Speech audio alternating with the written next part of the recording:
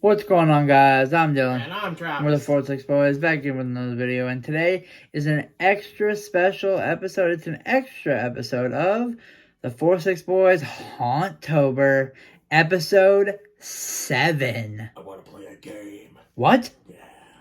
Okay.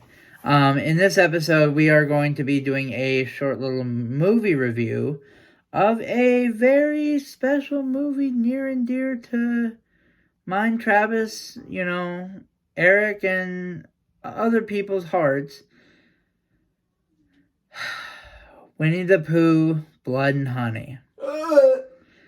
So, if you're ready for this roller coaster of a movie review... And it is a roller coaster, so put on those straps and don't stand up. Let's get right into this. So, the way this is going to work, we're going to label some pros, whatever pros we have about this movie, and the cons we have about this movie, and describe a little bit in detail a little bit about this movie. So, Travis, you kick it off. All right. First off, we're going to start off with the pros, the things that the movie got right. Yep. Now on to the negatives, the cons. Realistically, let's go back to the pros. There really were no pros about this movie. It was more a moment or two. There were really a moment or two. Like, there was maybe a little chuckle here and there that got past me. Like, there was a moment here or two maybe where I chuckled, but it wasn't because it was funny. It wasn't because it was... Because of the ineptitism. It was because, like, it was unnecessarily funny, if that makes sense. Yeah.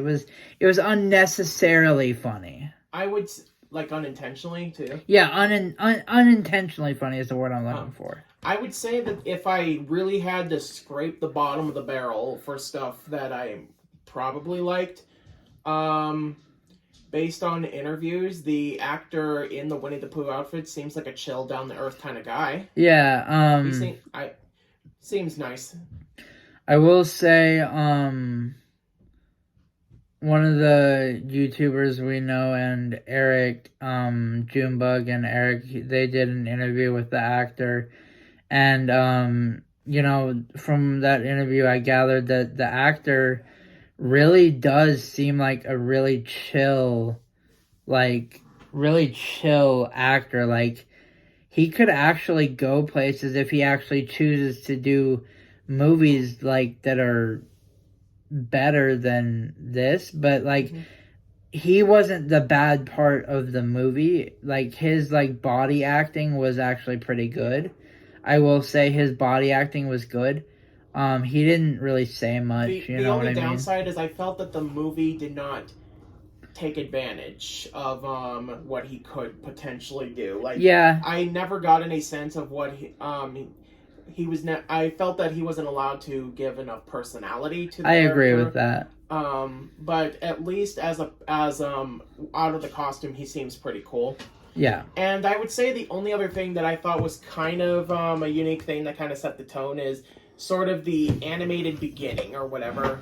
I think the art style was pretty good, and it kind of set the tone for what we're about to experience. That's one thing that I will say is probably the only pro we can say about the movie is the animated art beginning intro we had to the movie, kind of like you get with any Winnie the Pooh movie or TV spot you get. And it was somewhat in the same...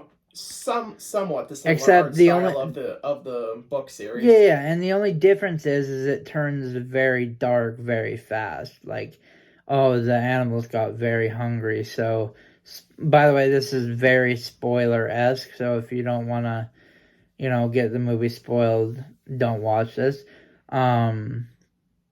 It gets very horror-esque very fast because Christopher Robin leaves for college. And then the animals, he can't feed them. They get hungry. They eat Eeyore, which is like, oh my god. And then they develop a very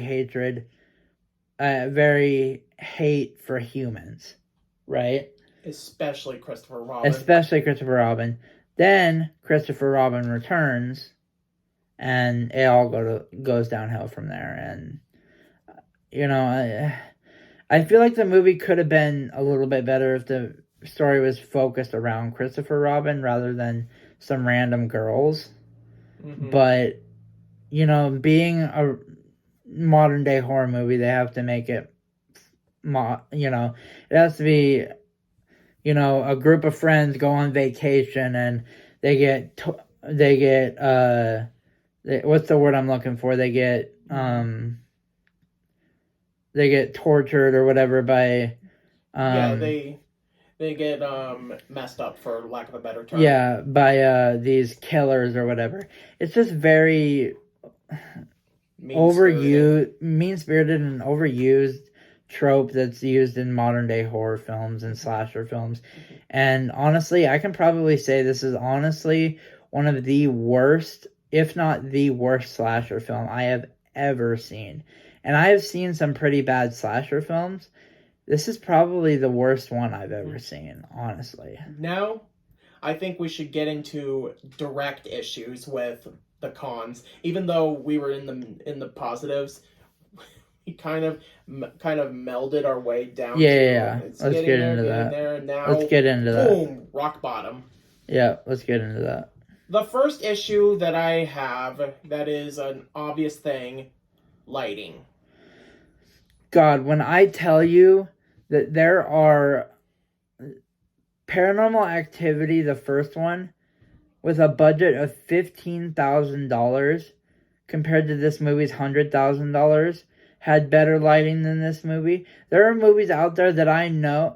Our friend Eric, whose second movie only had a budget of $300, had better lighting than this movie. And I think this one cost like close to $100,000. Eric's first movie, our friend Eric's first movie, who had a budget of $40, had better lighting than this piece of trash.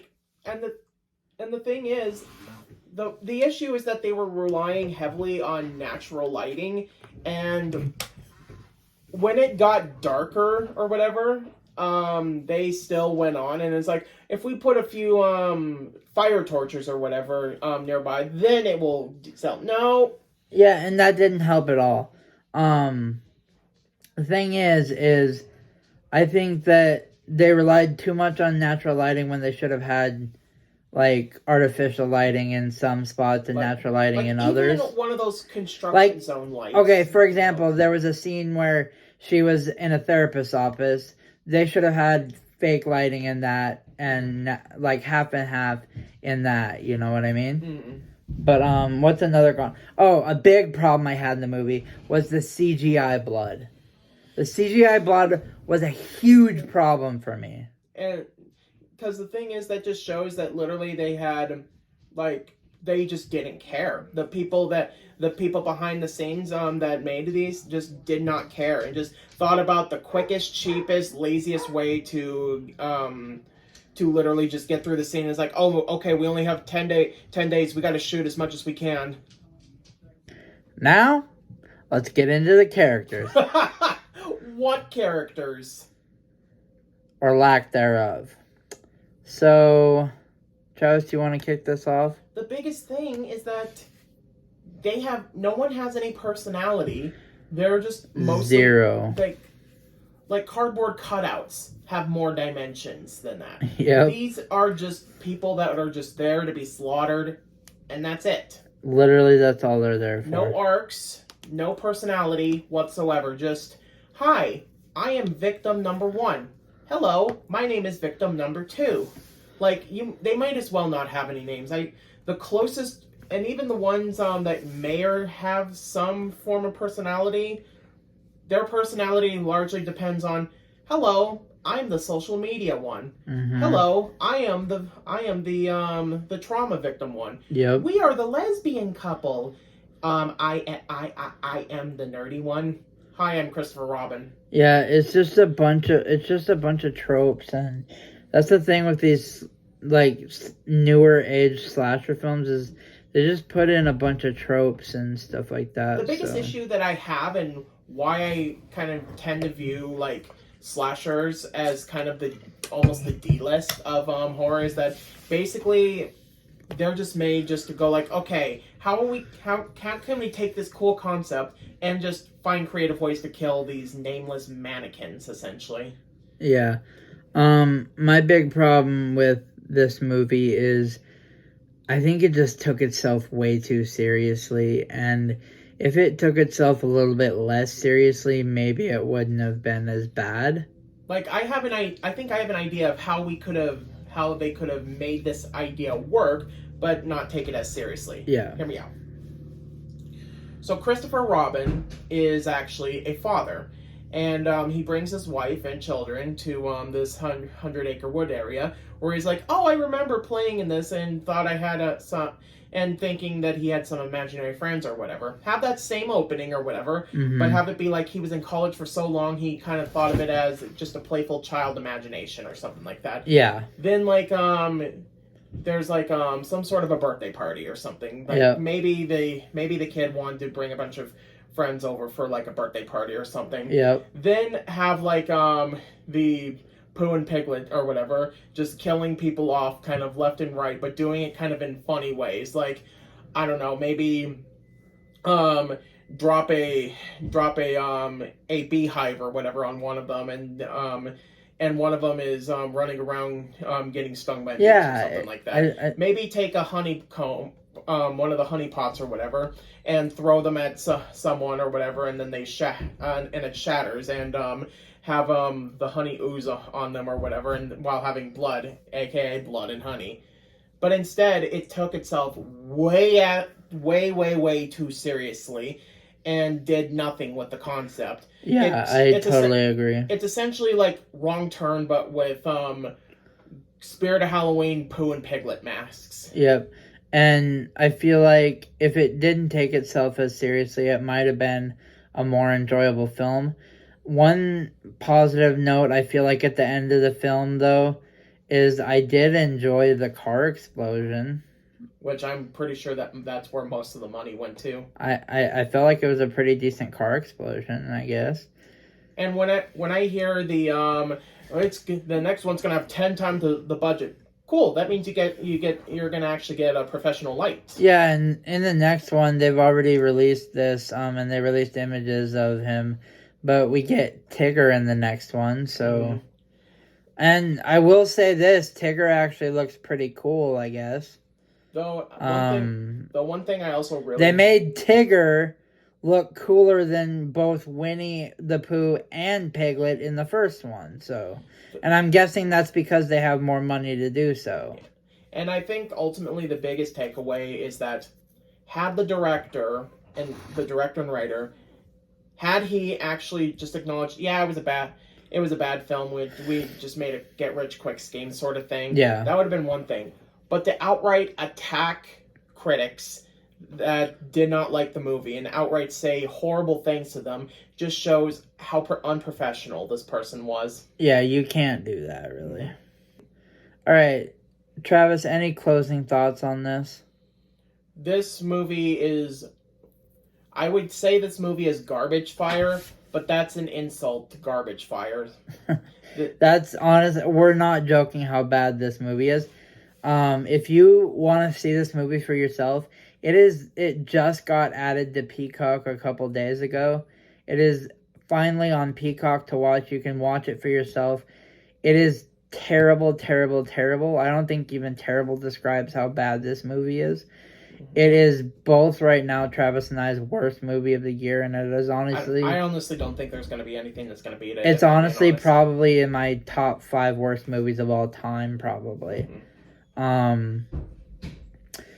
if you like this kind of sporadic episode 7 of 406 Boys HauntTober, and you want to see more videos like this video, hit that subscribe button, smash that like button, turn on notifications so you get notified when we upload new videos. I'm Dylan. And I'm Travis. With 406 Boys. See ya.